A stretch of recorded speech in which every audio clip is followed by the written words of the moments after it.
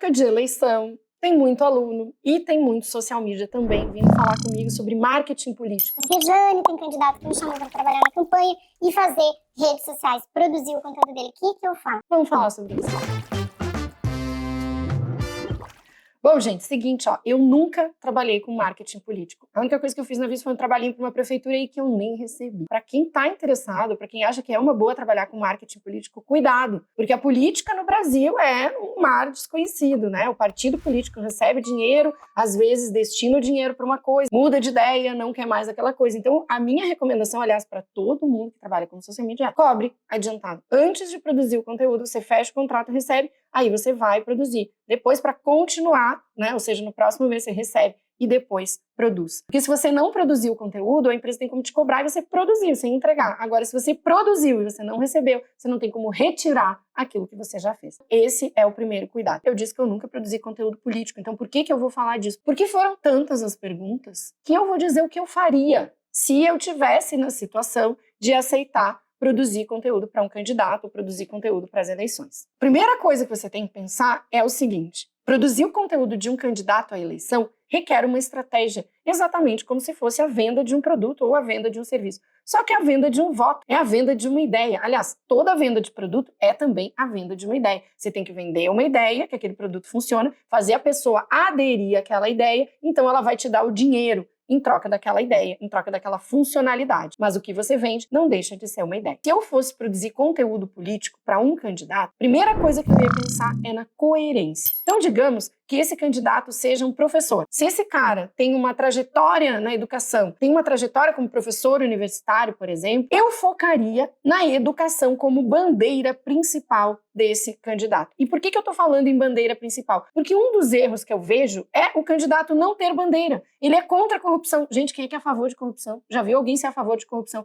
Eu sou a favor da não violência. Quem é que é a favor da violência? Isso não é uma pauta. Pautas para um candidato é uma bandeira levantada. Quero trabalhar pela educação e dentro da educação o meu posicionamento é X, Y, Z. Isso é o que eu pretendo fazer quando eu estiver lá dentro exercendo a minha atividade. É por isso aqui que eu vou lutar. O que eu quero dizer com isso? Eu quero dizer que se você for atuar com um candidato, você tem que orientar que ele precisa ter bandeiras. As pessoas vão votar nas bandeiras que ele eleger. Então, se ele é um candidato que tem uma veia ecológica, ele vai falar com essas pessoas. Regine, mas é só essa pessoa que importa? Não, porque são todas as pessoas, porque ecologia, ela é um tema social. Mas o que ele vai fazer dentro da ecologia? O que ele defende dentro da ecologia? Quais são os projetos dele dentro dessa pauta? Então isso tem que ficar claro. Não adianta candidato a coisa nenhuma falar de todas as coisas. Falar de educação, falar de ecologia, que é contra a corrupção. Não adianta fazer pauta morna. Ele tem que defender uma bandeira, ele tem que ter um lado. Isso é a segunda coisa que eu acho importante. Então a primeira é ter coerência e a segunda, escolher muito bem as suas bandeiras e focar as linhas editoriais nessas bandeiras, naquilo que é importante. Mas se for um prefeito, se for um governador... Muito bem, ele vai ter que governar em todas essas áreas, mas o que vai eleger ele vai ser a bandeira, aquilo que ele defende com mais veemência. A terceira coisa que eu exaltaria, o que eu teria como linha editorial, se eu fosse trabalhar um político, seria os aspectos pessoais e as crenças dele.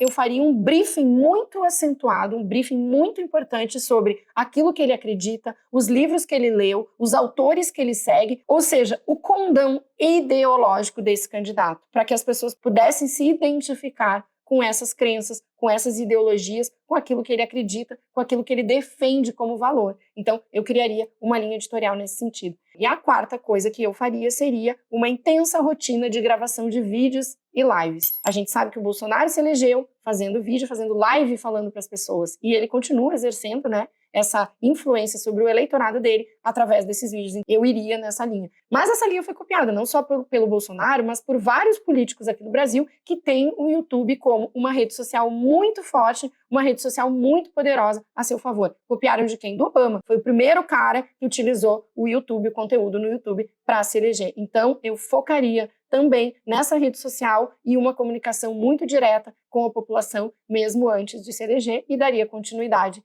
depois da eleição. Então, mesmo sem ter trabalhado com marketing político, se eu fosse uma social media hoje, que estivesse precisando e quisesse assessorar um político, não faria, mas se eu estivesse precisando, né, sustentar minha família, faria sim, eu tomaria esses cuidados. Cobraria antecipado e utilizaria esses 4 aspectos que eu mencionei como diretrizes do meu conteúdo digital. Valeu?